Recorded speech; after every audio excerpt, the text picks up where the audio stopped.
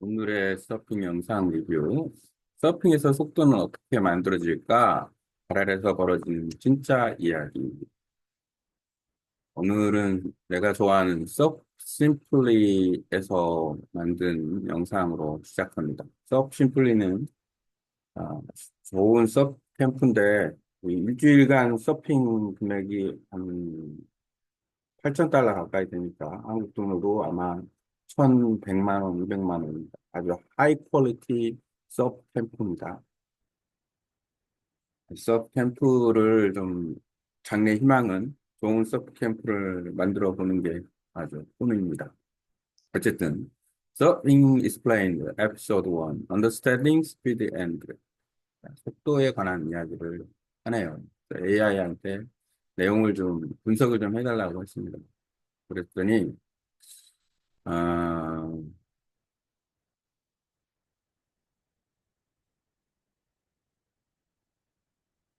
요거가 핵심이에요. 자, 그 서핑을 하기 위해서 보통 동작의 기준에서 우리가 얘기를 한다. 완전히 그 체육적인 그 스포츠 기준에 대해서 기능적인 것만 얘기를 하면 우리는 훈련만 하면 됩니다. 실제로 훈련 잘하고 패들링 파워 좋고 잘 열심히 하고 반복적으로 하면 잘 하게 되죠. 하지만 이 에너지를 너무 소비할 수 있어요. 그리고 효과가 때로는 나중에는 결국 효과를 내겠지만 너무 긴 터널을 지나야 될 수도 있습니다. 하지만 우리가 파도를 타는 거니까 파도의 원리를 잘 알면 좀 더 쉬워질 수 있다. 그 중에 하나가 바로 서핑에서의 속도다. 속도가 왜 관건이 될까? 속도는 아, 모든 걸 가능하게 해준다. 속도가 안 나면 하고 싶어도 못한다. 속도가 충분히 나면 많은 것을 할 수 있다. 그럼 속도는 어떻게 되느냐? 어떤 차이가 있느냐? 단순해 보이는 착각. 서핑 보드도 속도에 영향을 미친다.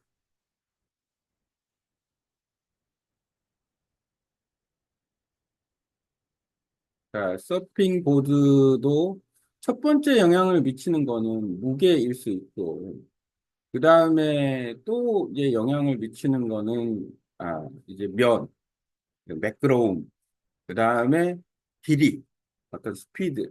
보통 큰 파도를 타면은 조금 더 긴 보드를 탑니다. 왜냐하면 큰 파도에서 벗어나는 서핑을 해야 되기 때문에 속도를 더 내야 돼서 숏보드를 타면은 그 크게 부서지는 파도에 내가 아, 그 갇힐 수가 있으니까 물론 이제 훌륭한 서퍼는 숏보드도 타서 스피드를 내겠지만 일반적으로는 음, 조금 더 길고 뾰족하고 긴 보드를 탄다. 아,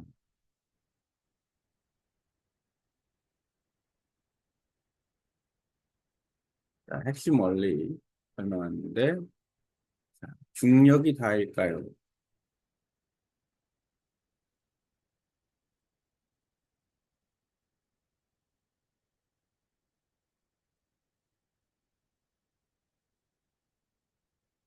자, 중력이라는 것은 일종의 위치 에너지를 얘기하는 겁니다.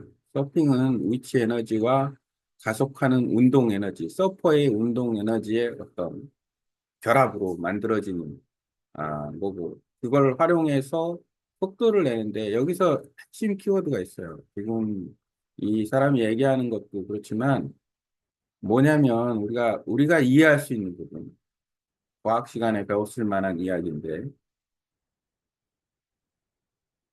자, 속도라는 것은 어떤 건가, 서핑에서. 첫 번째 알아야 될 것은 서핑의 거리를 알아야 된다.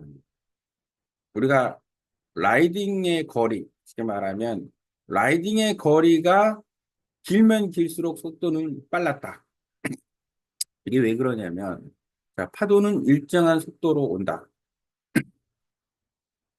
예를 들어서 라인업이 A라는 지점에 형성이 돼서 해변을 곧장 가, 파도를 타고 간다 그러면은 예를 들어서 A라는 지점에서 파도를 곧장 가면 파도와 직각으로 가게 됩니다. 그렇게 갔을 때 그 속도는 파도의 속도와 같아요. 같아요. 보통 파도가 1초에 5m 정도 간다고 보면 만약에 10초를 라이딩 했다 그러면 50m를 탄 거라고 보면 됩니다. 그런데 여기서 만약 아, 해변을 따라 곧장 가지 않고 사이드로 갔어요. 사이드로 옆을 보고 파도의 옆면을 그러니까 사이드로 가면 더 가속이 됩니다. 왜냐하면 저항이 생기기 때문에 더 가속이 돼요. 예를 들어 파도는 밀고 서퍼는 그 미는 힘에 저항하고 그러면은 어떤 원리가 생기냐면 윈드서핑이나 세일링의 원리처럼 서로 두 힘이 부딪히면서 그 힘에 의한 상승작용이 형성이 돼서 서퍼가 앞으로 나가게 됩니다. 그래서 사이드 러닝을 빨리 해야 된다. 사이드 러닝을 하는 이유는 바로 서핑의 묘미이기도 하지만 속도를 내기 위한 거기도 하다. 사이드 러닝을 하니까 속도를 내는 거고. 그냥 핵심은 뭐냐면 사이드 러닝을 해서 마지막까지 가면 아까는 해변을 보고 갔을 때는 50m를 갔는데 아, 이번에는 100m까지 갈 수가 있어요. 그러면은 속도가 두 배가 된 거예요. 왜냐하면 같은 시간에 거리가 두 배가 됐으니까. 속도 역시 두 배. 그러니까 어떻게 한다? 속도를 내려면 일단 사이드를 타라. 그리고 이제 두 번째는 진짜 이제 고급 서퍼 파도가 좋았을 때는 대부분 파도 위에서 퍼포먼스를 합니다. 예를 들어서 롱보더를 하면은 드랍 리턴을 한다거나 로깅을 한다거나 카빙을 한다거나 등등의 어떤 업앤다운 또는 중간에 장애물이 있으면 그 장애물을 피해서 간다거나 아니면은 방향을 턴한다거나 파도의 결에 따라서 속도를 냈다가 줄였다 이런 과정을 반복을 해가면서 타요. 숏보드도 마찬가지일 테고, 뭐 카빙, 컷백, 버텀턴, 탑턴 등등등, 플로팅 이런 등등의 어떤 기술을 해가면서 서핑을 하겠죠. 그럼 무슨 얘기냐면, 사이드 역시도 직선으로 갔을 때보다는 어떤 퍼포먼스가 들어가서 궁극적으로 어느 거리에 도달을 했을 때 실제 서퍼가 움직인 거리는 마치 아, 사이드만 탄 사람은 직선으로 갔다면, 그러니까 사선으로 간 거죠. 사선으로 갔다면, 퍼포먼스를 하고 있는 서퍼는 곡선으로 간다. 그러면 곡선으로 가게 되면, 아, 아까는 100m 갔다 그러면은 그 곡선으로 간 사람은 150m를 갈 수가 있다. 그러니까 이제 궁극적으로 얘기하면 초보 서퍼는 50m. 이제 막 입문해서 이제 중국으로 가는 사이드로 치는 서퍼는 100m. 이제 아주 훌륭한 실력이 있는 이제 서퍼는 아, 150m 이렇게 속도 차이가 난다라는 거예요.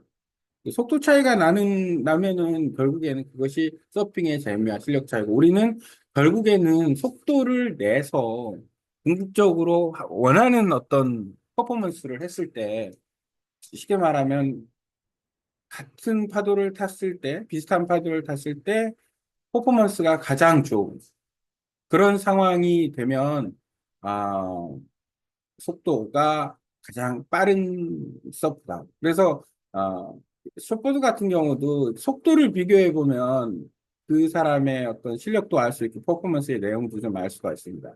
프로 서퍼들은 상당히 속도가 빠르다. 그 중에서도 탑을 찍는 서퍼들은 그 중에서도 더 속도가 빠르다. 그러니까 속도가 빠르니까 기술을 시연할 때 보면 엄청 순간적인 그 타이밍에 뭐 예를 들어서 배럴을 하거나 그 에어리어를 하거나 탑턴이나 뭐 어떤 터닝을 하는 걸 알 수 있습니다. 그러니까 속도가 빠르니까 그만큼 동작도 크게 작용하고 파워도 더 크게 있다. 왜냐하면 속도가 그러니까 자동차가 예를 들어서 속도가 빠른 상태에서 뭔가에 부딪힌다고 하면 완전히 그 파워에 의해서 박살나듯이 뭐 비유가 좀 그런데 어쨌든 천천히 가면 안전하죠 또 부딪혀도 근데 핵심은 뭐냐면 속도는 그만큼 파워풀하다 그러니까 속도를 빨리 내는 것 자, 요것도 이제 어제 내가 서핑 일기를 AI를 사용해서 썼었는데 어제 패들보드 서핑을 하면서 거꾸로 서핑을 해봤습니다. 거꾸로 서핑은 뭐냐면 파도가 좀 부드러워서 파도가 들어올 때 들어오는 파도를 넘어서 이제 뒤쪽에서 서핑 자세를 취해봤어요.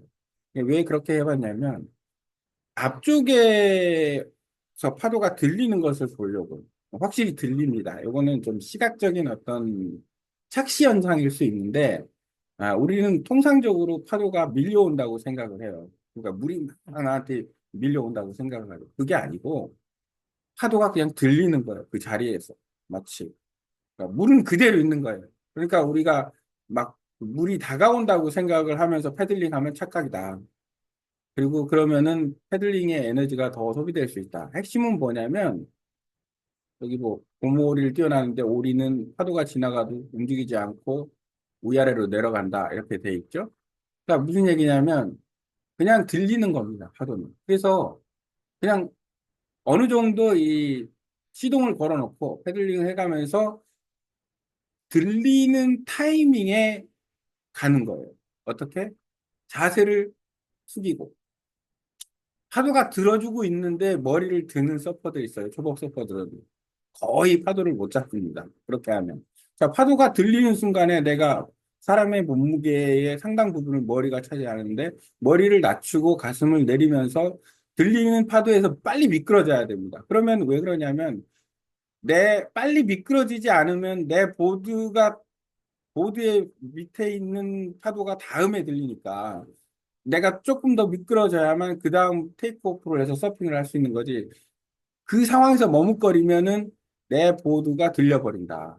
머뭇거렸을 때. 그래서 파도가 그냥 지나간다고 생각을 하면 착각이다. 파도는 절대 지나가지 않습니다. 단지 들리는 거예요. 그러니까 뭐냐면 파도 그 물이 내가 타이밍을 놓쳐가지고 뭐 예를 들어서 머리를 들어서 속도가 안 나기 때문에 밸런스가 브레이크가 걸렸기 때문에 그냥 내 보드를 들어버리는 거예요. 근데 노즈가 들린 상태에서는 패들링을 아주 세게 하면 조금 더 나가서 테이크오프를 할 수 있겠지만 굳이 그럴 필요 없다. 그 노즈가 들리기 전에 테일이 딱 들리는 순간에 패들링을 그러니까 어느 정도 워밍업을 하고 들리는 순간에 쭉 일어나면서 일어나면 되는데 일어날 때 그 앞으로 몸무게를 쑥 줘라. 그러면 어차피 계속 테일이 들리고 그 다음에 중간 부분이 들릴 때 바로 앞으로 진행하면 테일이 계속 들리는 현상이 나오겠죠. 그럼 테일이 계속 들리면은 각도가 형성이 되는 거예요. 위치 에너지가 이미 잡힌 거예요. 그럼 테이크오프를 딱 하는 순간에 이미 이제 그 속도가 붙는 거죠. 속도가 붙으면서 이제 서핑을 할 수 있는 거죠. 타이밍만 잘 맞추면 좀 더 에너지를, 어, 에너지를 조금, 아, 세이빙 할 수 있다. 그 파도가 들리는 걸 천에 비유했는데, 나도 서핑 일기에서 천에 비유를 했었는데, 역시 생각하는 게 비슷한 게 있나 보네요. 서핑 입장에서 보면,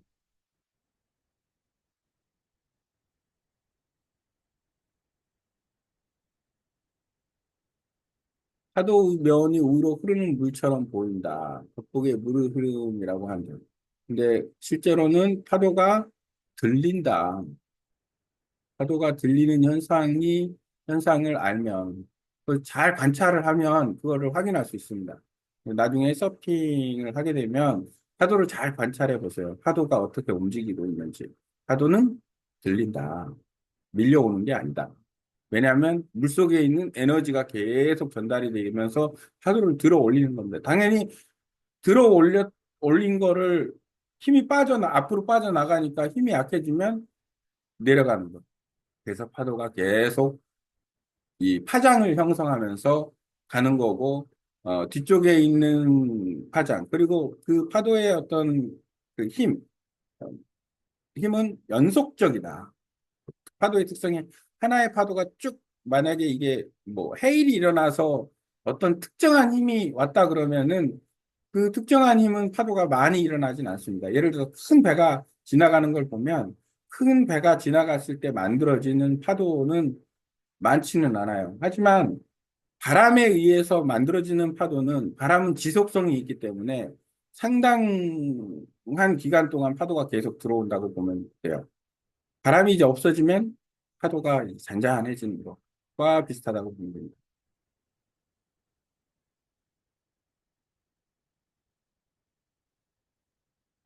가능한 그 속도를 내기 위해서는 장력, 마찰력을 줄여야 됩니다. 그리고 모멘텀을 가지고 가야 돼요. 그 모멘텀을 좀 빨리 가져가야 돼요.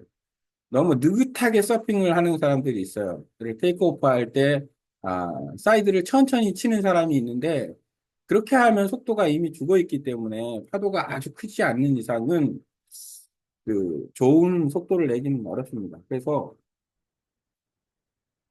두 가지 정도 동작을 빨리 하라. 뭐 페이드 테이크오프도 있는데, 그러니까 반대 방향을 보면서 회전력을 주면서 이제 하는 그것도 상당히 상당한 속도를 낼 수가 있는 방법이에요. 그리고 또 한 가지는 사이드를 쳤을 때 가능한 트리밍을 하는 것도 좋다. 이 트림이라는 건 뭐냐면 장력을 없애주는 겁니다.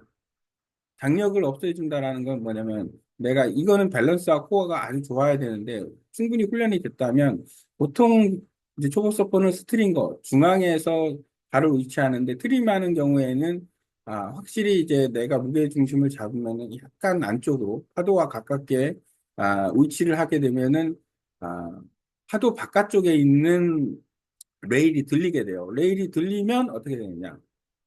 장력이 없어집니다.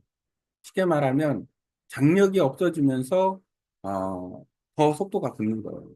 그리고 이제 그 카빙이나 컵백이나 터닝을 할 때도 속도 있는 상태에서 회전을 주면은 그 회전에 따라서 레일이 들리게 됩니다. 이때 속도가 가속된다.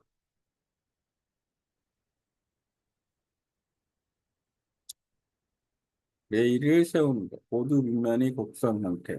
락커가 있거나 근데 요거는 이제 좀 상황에 따라 다를 것 같은데. 핀 세팅, 핀도 영향을 미치다. 라이더의 무게중심과 발의 압력 조절.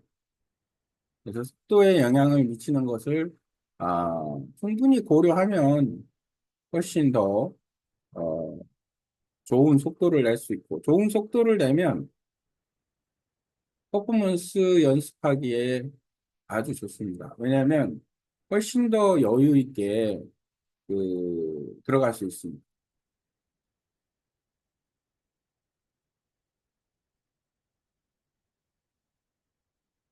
보드 상호작. 그러니까 보드를 컨트롤하는 건 서퍼니까 파도와 서퍼의 상호작용이라고 보면 되겠죠. 그리고 보드를 서퍼는 보드를 어떻게 움직일 것인가. 그래서 보드를 움직이는 어떤 훈련, 서프 스케이트보드나 밸런스 보드나 아니면은 그 실내에서의 그 움직임 이런 것들을 아, 충분히 연습을 하면 어, 좋지 않을까 생각합니다. 오늘 서핑 영상은 리뷰는 여기서 마치고 직접 영상을 한번 봐야 되겠습니다.